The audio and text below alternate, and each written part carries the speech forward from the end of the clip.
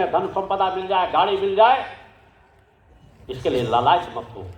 स्वेच्छा से जो लड़की पक्ष से मिल जाए उसे आशीर्वाद स्वरूप प्राप्त करो, मगर अपने कर्म पर विश्वास रखो, अपनी मेहनत परिश्रम पर विश्वास रखो कि मेरे अंदर वह अगर कर्म करने की क्षमता होगी तो मैं अपने कर्म बल से सब कुछ हासिल कर लूंगा। वह विचार शक्ति रखो। सोच बदलते रहोगे तो आपका जीवन पूरा बदल जाएगा। भक्ति मानव कल्याण संगठन आह्वान करता है, जन जन का आह्वान करता है कि आओ, यह एक पावन पवित्र जो अभियान चल रहा है, इसके साथ अपनी क्षमताओं को जोड़ो। यह आपकी क्षमताओं को और कई गुना ज्यादा बढ़ा देगा और आपकी छोटी छोटी क्षमताएं हमारे सनातन धर्म को उच्चता की ओर ले जाएंगी, मानवता के धर्म को उच्चता की ओर ले जाएंगी, हिंदुत्व को उच्चता की ओर ले जाएंगी, समाज में परिवर्तन डालेंगी। और सनातन यदि सुरक्षित है तो मानवता सुरक्षित है, सनातन सुरक्षित है तो सभी धर्मों का धर्म सुरक्षित है। अतः सब मिलकर के प्रयास करो। आ जाए ईसाई धर्मों के द्वारा जिस तरह धर्मांतरण किया जा रहा है उसमें रोक लगाओ। अपने अपने क्षेत्रों में भक्ति मानव कल्याण संगठन के कार्यकर्ता निगाह बना करके रखें। आज विदेशी ताकतें हमारे देश में ही आपस में लड़वा करके उन्हें झूठी कहानियां सुना करके गलत दिशा में ले जा रहे हैं। चंगाई सभाएं, अरे धूर्तों के पास छोटी सी क्षमताएं नहीं है, आडंबर ढोंग पाखंड रच करके सनातन धर्म के लोगों को भटका रहे हैं। अगर किसी के पास क्षमता है तो मेरी चुनौती को स्वीकार करें। किसी के अंदर सूक्ष्म शक्ति जागृत है, सूक्ष्म शरीर जागृत है, तो आए मेरा सामना करें। मैंने इसलिए विश्व आध्यात्मिक जगत का आह्वान किया कि एक बार तो प्रयास करो। सभी आध्यात्मिक संस्थाओं से कहता हूं कि समाज को अगर दिशा देना है तो एक बार तो ऐसा आयोजन होना चाहिए जहां पर इस सत्य का परीक्षण हो सके कि किसके पास समाज में जाने की क्षमता है, किसके पास नहीं है, किसका सूक्ष्म शरीर जागृत है, किसका सूक्ष्म शरीर जागृत नहीं है, कौन त्रिकालदर्शी है, कौन त्रिकालदर्शी नहीं है। यह सब क्षमताओं का परीक्षण हो सकता है। ज्ञान का परीक्षण विज्ञान के माध्यम से भी बहुत कुछ हो सकता है। हमारे शंकराचार्य ने परकाया प्रवेश करके दिखाया है। कहाँ जा रहे हैं भैया? आज भी वह सब कुछ संभव है। आपका गुरु अपने सूक्ष्म शरीर के माध्यम से जब जहां चाहे वहां विचरण करता है, जब जहां जिसकी चाहे मदद करता है, जब जहां जिसकी चाहे उसके विचारों में परिवर्तन डालता है।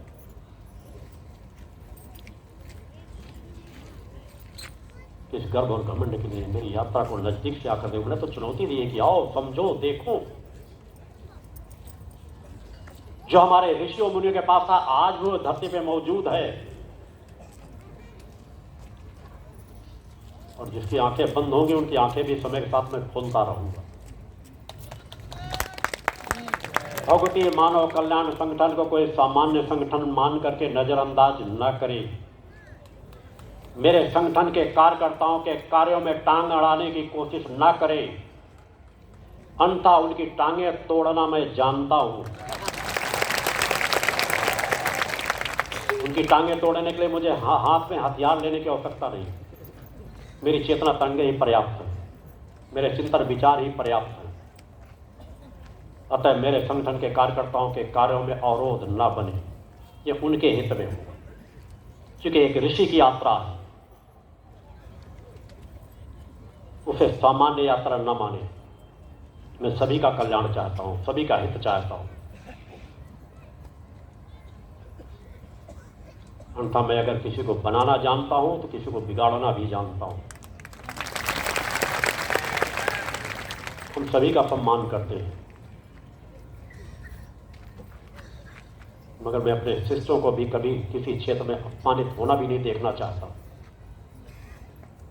चाहे छोटी छोटी ताकतों को लेकर के, छोटी छोटी अपनी क्षमताओं को लेकर अपनी घर की समस्याओं से ग्रस्त होने के बाद भी समाज सेवा के कार्यों में लगे रहते हैं। ज्यादा मैं उन बिंदुओं में नहीं जाना चाहता। सरकारों से भी चाहता हूं कि सही विचारधारा का सम्मान करना सीखें। आसाराम बापू, राम रहीम जैसे लोगों से समाज का हित और कल्याण नहीं होने वाला। रामपाल जैसे लोग समाज का हित और कल्याण नहीं कर सकते। जेलों में पड़े हैं, आजन्म कारावास की सजा भोग रहे हैं, फिर भी पूरे समाज को दिशा भटका रहे हैं।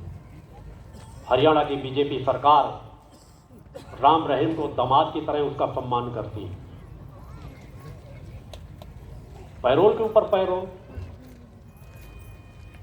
पता ही नहीं चलता कितने समय जेल में जाता, कितने समय बाहर आकर के ऐशोआराम का जीवन पिक्चरें बना रहा है अपने थोड़े से वोट बैंक के लिए। अपराधियों को अपराधी की निगाह से ही देखा जाना चाहिए। ऐसे लोगों का समाज में विरोध होना चाहिए। मैंने तब इन लोगों के खिलाफ आवाज उठाई थी जब इनमें से कोई व्यक्ति जेल नहीं गया था।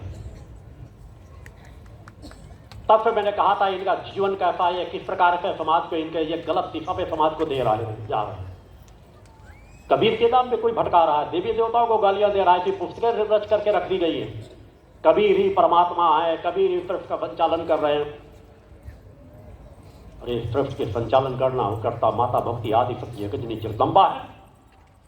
अगर किसी को देखना है, समझना है तो ताकत क्षमता है तो अपने क्षेत्र में अगर आपका कोई भी धर्मगुरु इतनी सामर्थ्य रखता हो तो मेरी शक्तियों का सामना करे। कबीर एक अच्छे संत थे, सिद्ध संत थे। उन्होंने सनातन धर्म को अपनाया, सनातन शक्तियों का स्मरण किया, उनसे उन्होंने भी आशीर्वाद प्राप्त किया। और जिस दिव्य धाम का मैं वासी हूं, सच्चिदानंद का स्वरूप हूं, कबीर भी वही सिद्धाश्रम धाम में मेरे सानिध्य में रहते।